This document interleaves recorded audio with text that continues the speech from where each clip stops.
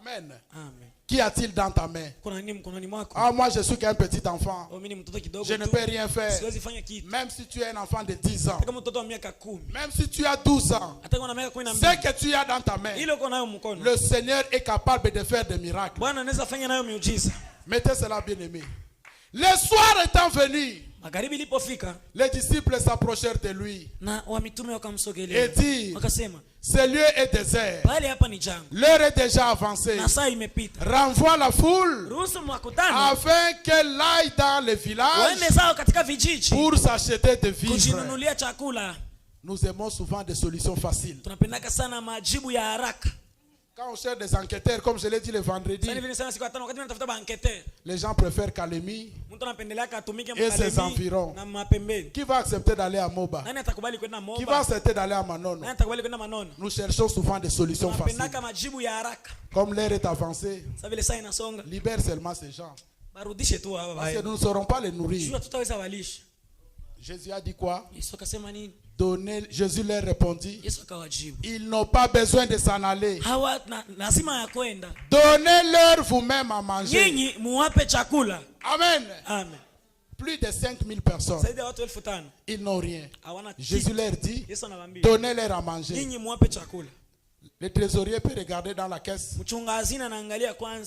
Nous n'avons rien. Ce que nous avons ici, même pour nourrir 100 personnes, ça ne suffit pas. Jésus a dit, mettez-les là-bas. Donnez-leur à manger. Bien-aimés, ne soyons pas plus spirituels que le pasteur. Ne soyez pas plus intelligents que votre pasteur. Le pasteur Jésus a dit, laissez-les là-bas, qu'ils mangent. Donnez-leur à manger. Ils ont regardé dans leur caisse. Ils n'ont rien. Ils ont commencé peut-être à murmurer. Qu'est-ce que nous allons faire? Jésus a dit, laissez-les là-bas, qu'ils s'assoient. Amen. Ils ont considéré cela comme étant une erreur. Avancez, bien-aimé. Un des disciples dit, André, frère de Simon. Amen. Même quand vous priez pour quelqu'un, la personne est guérie. Ne vous glorifiez pas.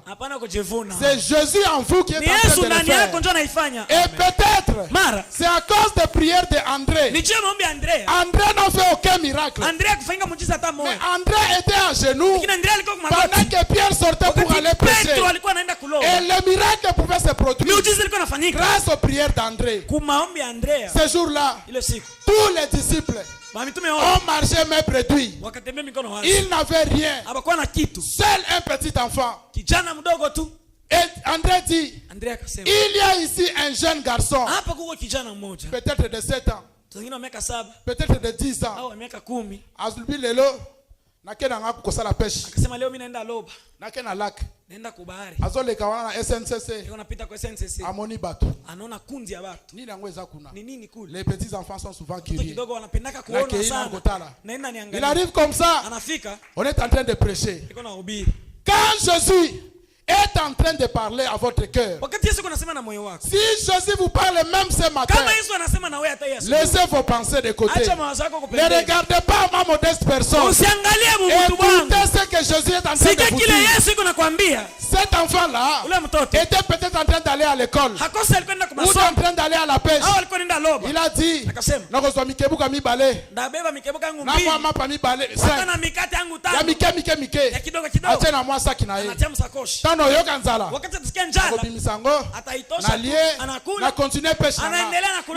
il a entendu la voix de Jésus, quand Christ est en train de parler dans vos cœurs, n'endurcissez pas vos cœurs. Cet enfant écoutait Jésus prêcher. La voix de Jésus était mieux qu'aller faire la pêche. La voix de Jésus était mieux qu'aller à l'école. Parce que chaque chose a son temps. Un temps pour écouter la parole de Dieu. Un temps pour aller prêcher. Un temps pour aller pêcher. Cet enfant-là a dit, oui, je vais d'abord aller écouter la parole. Et après la parole, je vais aller pêcher pour trouver la nourriture pour la famille. 2 petits poissons, 5 petits pains. Qu'est-ce qu'on peut faire avec? Amen. Remettez ça. Rudisha. Il y a ici un jeune garçon qui a 5 pains d'orge et 2 poissons. Mais qu'est-ce que c'est là pour autant de gens? Jésus a dit, donnez-leur à manger. Faites ce que le pasteur vous a dit de faire. Ne mettez pas votre intelligence. Jésus a dit, donnez-leur. Vous dites que, ok, on a trouvé quelque chose. 2 poissons seulement. Et 5 pains. Qu'est-ce qu'on va faire? Qu'y a-t-il dans ta main? C'est parce que c'est encore dans ta main que c'est 2 seulement, que c'est 5 seulement. C'est parce que c'est encore dans ta main que tu négliges ces 10 000 francs. Si tu prends cela, tu mets entre les mains de Dieu. Tu prends tes 2 poissons, tes 5 pains, tu mets entre les mains de Dieu. C'est là que le miracle va se produire. Jésus dit, faites-les asseoir. Il y avait dans ces lieux beaucoup d'herbes. Ils s'assirent. Donc, au nombre d'environ 5 000. Jésus prit le pain. Jésus prit le pain. Amen, amen. Amen. Il a pris le pain. Laisse Jésus prendre ce que tu as aujourd'hui. Si tu n'as que la foi, prends ta foi, mets entre les mains de Jésus. Si tu n'as que la force, prends ta force, donne cela à Jésus. Si tu n'as que les yeux, prends tes yeux, donne cela à Jésus. Même si tu es aveugle, même si tu es aveugle, avec tes pieds, marcher avec tes pieds, tout en étant aveugle. Tout en étant aveugle, en marchant avec tes pieds, en marchant avec tes pieds, Jésus passera par là.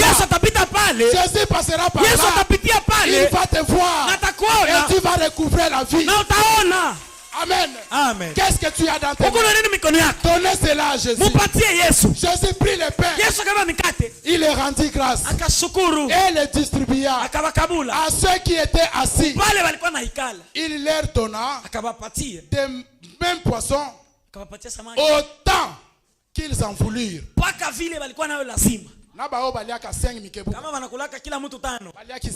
Kila mtu alikula 5. Baliaka 10. Kula anakulaka 10. Baliaki 10. Alikula 10. Na petit wazalika na mibale. Na ule petit alikuwa na yake mbili. Il est rentré avec beaucoup d'autres poissons. Alirudia na ya mingi sasa. Il n'avait que 2. Alikuwa tu na mbili. Quand il a donné cela à Jésus. Quand il a donné ces 2 poissons à Yesu sanki mbili. Le miracle s'est manifesté. Qu'est-ce que tu as dans tes mains? Cette table là qui traîne dans ta maison. La table. Ile meza iko mnyumba yako. Bimisa ngo libanda. Itoshe nje. Keno soma manyoko na kisebwe. Wende uze mioko kule kisebwe. Banda hata na manyoko ya 5000. Uanze hata na bivunde. Mettez ça là-bas. Utie pale. Dieu va envoyer des gens. Mungu atatuma watu. S'il pouvait nourrir Élie dans le désert. Kama limulisha Elia mchango.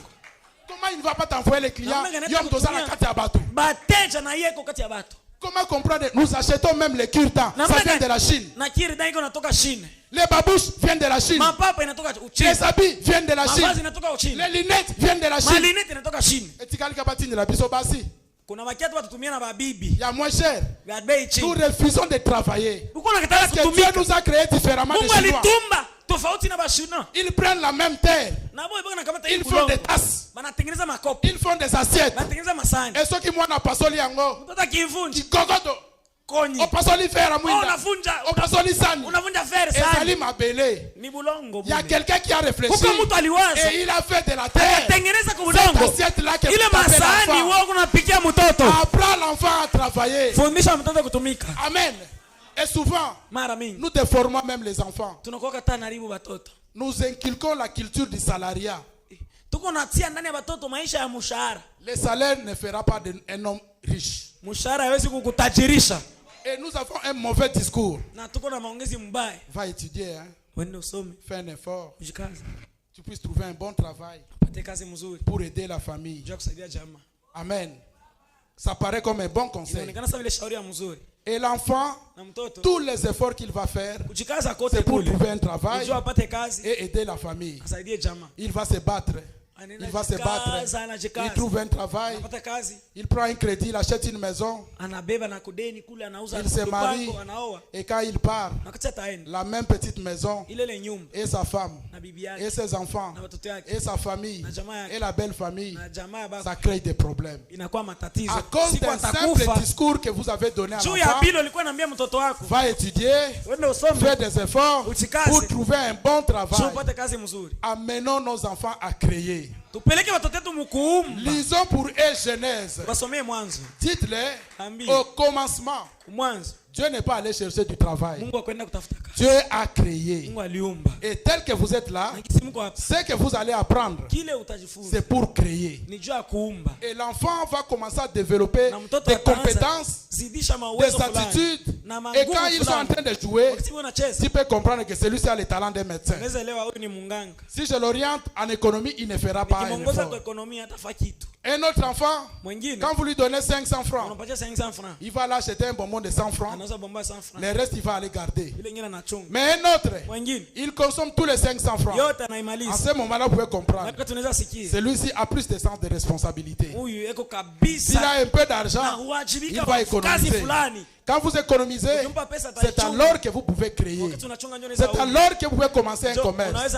Si vous n'épargnez pas, vous ne saurez pas vous lancer dans un commerce. Le Seigneur est merveilleux. N'ayez pas peur. Paragraphe 30. Maintenant, vous voyez à l'intention des petits garçons qui sont ici. Je crois que nous avons déjà lu ça. Voilà. À l'intention des petits enfants qui sont ici ce matin. Ces petits garçons allaient peut-être qu'il allait à la pêche ou qu'il était peut-être en route pour l'école.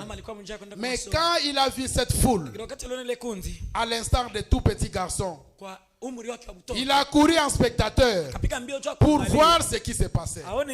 Mais dès qu'il a entendu la voix de Jésus, cela était mieux que d'aller à la pêche. Il a voulu écouter ce qui se disait. Alors on a demandé s'il avait quelque chose à manger. Lui seul avait ces 2 petits poissons et 5 petits pains. Et ainsi donc, cela ne représentait pas grand-chose dans la main du petit garçon. Mais quand il a remis cela à Jésus, voyez ce que cela a eu comme effet. Et maintenant, c'est ce qu'il en est. Nos vies ne représentent pas grand-chose aussi longtemps que nous nous en chargeons nous-mêmes. Mais une fois entre les mains du Créateur, il peut prendre le pain que nous avons, le découper pour nourrir la multitude. Et souvenez-vous de cela. Lorsque vous entendez la voix de Jésus parler dans votre cœur, comme ce matin, abandonnez-lui tout ce que vous avez. Amen. Vous aviez une idée de commencer à vendre le pain. Vous avez abandonné. Vous avez eu l'idée de commencer à faire des beignets. Vous vous êtes découragé. Vous aviez l'idée de commencer à mettre ne fût-ce que les sirop dans les chaussures et gagner 500 francs, 500 francs. Vous avez abandonné. Parce que vous l'avez en main. C'est cette petite activité-là. Si vous remettez à Jésus, Jésus va multiplier cela. Amen, amen. Qu'est-ce que vous avez dans vos mains? Non, je n'ai rien. Allez puiser même de l'eau là. Qu'est-ce que Rebecca avait en main? Tu penses que tu vas te marier parce que tu t'habilles très bien? Tu vas trouver le mariage parce que tu es en train d'aller à l'université?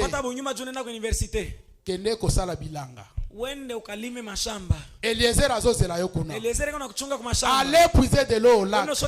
Allez faire la pêche au lac. C'est là où Eliezer t'attend. Amen. Qu'est-ce que vous avez, mes soeurs? Qu'est-ce que Rebecca avait? Une cruche. Une simple cruche. Ozobondela. Ozo sala ba jeune. Samba pesa yo mobali. Mais vous refusez de travailler. C'est peut-être le jour qu'on t'a envoyé aller chercher l'autre là. Parce que la régie des eaux n'avait pas envoyé de l'eau.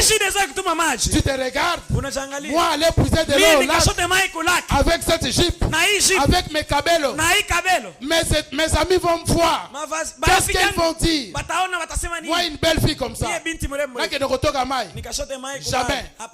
C'est là où vous deviez avoir la bénédiction. Rebecca a travaillé avec sa cruche. C'est tout ce qu'elle a fait. Ne cherchez pas ce que vous n'avez pas. Voyez ce que vous avez à la main. Qui a-t-il dans ta main? Rebecca n'avait qu'une cruche. Et elle a travaillé avec la cruche. Elle a donné de l'eau. Quand il a bu, il a dit ce n'est pas tout. Je vais donner à tes chameaux jusqu'à ce qu'ils buent suffisamment. Voyez la dimension d'une cruche. Peut-être que c'est 10 litres. Peut-être que c'est l'équivalent de 20 litres. Or, un seul chameau boit moyennement 200 litres. Un tonneau. Un tonneau. Combien de fois elle est allée puiser? Rebecca a travaillé. Elle a travaillé. Elle a travaillé. Et à la fin, elle a eu la récompense. Aujourd'hui, nous avons des sœurs Rebecca qui ne veulent pas aller travailler. Changer de prénom. Enlevez le nom de Rebecca. Parce que Rebecca est allée travailler. Et la bénédiction l'a trouvée à son poste de devoir. Amen. Les dons enveloppés de Dieu, paragraphe 15. Et c'est pourquoi il est Dieu. C'est pourquoi il est Dieu. Paragraphe 15. Les dons enveloppés de Dieu. Il peut prendre un rien et en faire quelque chose. Il peut te faire quitter du ridicule au sublime. Il peut te faire quitter du village jusqu'à te faire asseoir au trône. Il a fait quitter David dans la brousse malgré qu'il était loin pour devenir roi. Il a accepté de rentrer travailler jusqu'à ce qu'il ait suffisamment d'onction. Et quand il est allé au front, Dieu l'a récupéré au front. Jusqu'au palais royal. Du palais royal jusqu'au trône. À cause de quoi? À cause du travail. Pourtant il était négligé. David était considéré d'un homme faible. Les hommes forts étaient partis à l'armée. C'est les faibles qu'on a envoyés pour aller garder les brebis. Il a accepté ce travail-là. Allah la kanazamba. Mais il ne pouvait rien. Ni t'étais celui-là qu'ils ont négligé. C'est pourquoi quand vous recevez même un visiteur, ne le négligez pas. C'est peut-être cette petite fille, c'est peut-être ce frère qui sauvera la situation de toute la famille. Amen, amen. C'est comme ça on dit la vie est sombre. Il y a que Dieu connaît ce qui vient demain. Et donc, ce qui fait de lui Dieu, c'est ce qui fait que nous l'aimons. C'est ce qui fait que nous les pauvres gens, nous l'apprécions. C'est parce que même si nous sommes pauvres, sans arrière-plan, cependant Dieu peut faire de grandes choses avec nous. Si jamais il nous a sous son contrôle, si jamais Christ nous a sous son contrôle, qu'est-ce que vous avez entre vos mains? Si vous lui donnez la tête, il va travailler avec la tête. Si vous lui donnez les mains, il va travailler avec la main. Si vous vous donnez tout entier, il va vous utiliser entièrement. Samson, il a donné sa force. Et Dieu a utilisé la force. Il a donné son cœur à Delilah. Et le diable s'est servi du cœur. Ce que vous donnerez à Dieu, c'est ce que Dieu prendra. Amen. Le petit talent que vous avez, remettez ça à Dieu. Dieu s'occupera de ça. Amen. Rahab, la prostituée. Rahab, la prostituée. Elle n'avait rien. qu'une petite corde. Alikuwa tuna kamba kidogo. Singa. Le fil rouge cramoisi. Kamba nyekundu. Azu yango. Anaibeba. Ache na fenêtre. Anaitia kudirisha nyumba. Okitela awa. Mchukia. C'est cette même corde. Ni ile kamba qui a sauvé et elle, et son père, et sa mère, et ses petits frères, tous ceux qui étaient dans sa maison. Il y a autant de gens qui sont dans la souffrance, qui sont dans l'esclavagisme du péché. Ils sont en train d'attendre Moïse. Une fois que toi tu reçois la corde de sauvetage, une fois que vous recevez la corde de sauvetage, la corde de sauvetage c'est quoi? La corde de sauvetage c'est ce message. Si vous recevez ce message, si tu crois au Seigneur Jésus, et toi, et ta famille, et tes cousins, vous serez sauvés. Parlez-le de Christ. Parlez-le de Christ. Amen. Amen. Parce qu'il y a une promesse. Crois au Seigneur Jésus. Tu seras sauvé. Toi et ta famille. Nous avons une promesse. Qu'est-ce que nous avons dans nos mains? Remettons cela entre les mains. Si nous les gardons, nous ne pouvons rien faire. À la toute première occasion qu'elle a eu d'accepter Dieu, ou de faire quelque chose pour lui, elle l'a fait. Et Dieu a épargné la vie. Il a sauvé son père, sa mère et sa famille, jusqu'à ce que Christ est sorti de là. Amen. Grâce à quoi? Une simple corde. Voyez comment nous négligeons. Combien de opportunités sont passées devant nous? On vous paye, vous consommez tout. On vous paye, vous consommez tout. Après on vous dit le travail s'est arrêté. Qu'est-ce que vous allez faire? Dieu vous met dans les champs. Comme il a mis notre père Adam. C'était pour cultiver les champs. Cultiver les champs veut dire développer les champs. Mais les témoins de Jéhovah nous ont fait croire comme si au paradis on ne faisait rien. Alors que la Bible dit Dieu a mis Adam là-bas pour cultiver la terre. Oh, que Dieu nous vienne en aide. Très souvent, comme je l'ai dit tout à l'heure, nous cherchons des solutions faciles. La femme tombe enceinte. Vous voyagez. Parce que vous savez que la belle famille est là. Ils vont s'occuper du reste. Comment vous pouvez être irresponsable à ce niveau? Vous refusez vos responsabilités. Non. Même si les temps deviennent difficiles, ne fouillez pas vos responsabilités comme Jonas. Amen. Vous pouvez être dans une situation difficile. N'abandonnez pas la responsabilité que Dieu vous a donnée. Il sait pourquoi cette épreuve est arrivée à ce moment-là. 46, un homme qui fuit la face de l'Éternel. Et ici, Jonas comme c'est point. Un des prophètes mineurs de la Bible est allé appeler à se rendre dans cette ville. Nous voyons là un exemple de nous tous. Chacun de nous, nous dérobons toujours à faire quelque chose. Nous fuyons les difficultés. Nous fuyons les responsabilités. Nous sommes tous sujets à faire ça. Nous sommes plus sujets à fuir qu'à nous tenir là pour faire face à la chose. Vous voyez, simplement, nous découvrons que nous sommes en train de fuir. Des fois, nous découvrons que nous sommes enclins à fuir le travail. Nous ne voulons pas travailler. Certains pensent qu'ils peuvent gagner leur vie sans travailler. Mais je pense que c'est Salomon qui a dit que nous pouvons trouver la réponse ici en observant la fourmi. Est-ce que la fourmi a été créée à l'image de Dieu? La fourmi n'a pas été créée à l'image de Dieu. Nous avons un corps. Nous avons le sang. Nous avons l'eau. Nous avons les bras. Nous avons une tête pour réfléchir. Mais on nous demande d'aller regarder la fourmi.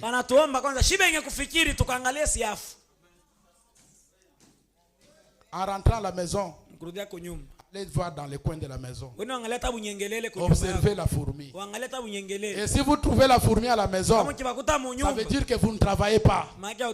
Parce que la maison est sale. Comment on peut trouver les fourmis dans la maison? Même pour les travaux à la maison, les travaux ménagers, vous n'avez pas un travail. Au lieu d'aider maman à faire les travaux ménagers, parce que vous êtes jeune garçon, la Bible dit que celui qui ne travaille pas ne mange pas. Que vous soyez papa, que vous soyez enfant, cette écriture concerne tout le monde. On nous demande de s'inspirer de la sagesse de la fourmi. Cela devrait nous révolter. Voyez la dimension de la fourmi. Bien dans votre toit seulement, la fourmi va entrer combien de fois? Et dans tous les corps entiers. Mais il sait que je dois manger un peu et garder un peu pour demain. Que Dieu nous vienne en aide. 2 Thessaloniciens chapitre 3. Verset 10. Paul dit ceci. Car lorsque nous étions chez vous, nous vous disions expressement, si quelqu'un ne veut pas travailler, qu'il fasse quoi? Si quelqu'un ne veut pas travailler, qu'il fasse quoi? Et si c'est papa qui ne veut pas travailler? Comment on va accomplir cette écriture? Papa ne veut pas aller chercher du travail. Il trouve qu'aller faire les machambas, ce n'est pas un bon travail. Aller même là-bas chez CAA, aider les gens à soulever les charges pour faire entrer au dépôt. Il a honte. Parce que, comme je l'ai dit le vendredi, ma belle famille va me voir. Ils vont se moquer de moi. Je suis devenu porteur. C'est que vous ne savez pas. La belle famille se moque déjà de vous. Parce que vous ne faites rien. Vous ne faites rien. Et quand vous venez, les signes d'écoute commencent. On piétine, il est là. Il est arrivé. Aujourd'hui, il est venu avant. Hein. Nous n'avons rien à manger.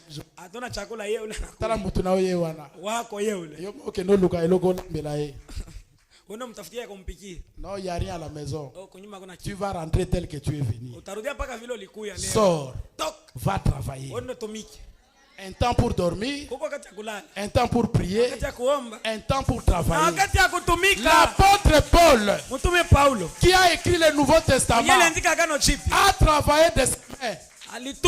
William Branham a travaillé. Ah, bien aimé, un prophète en salopette, en train de travailler. Qui de nous ici peut venir un jour en salopette à l'église? Mais le prophète a même prêché un jour en salopette.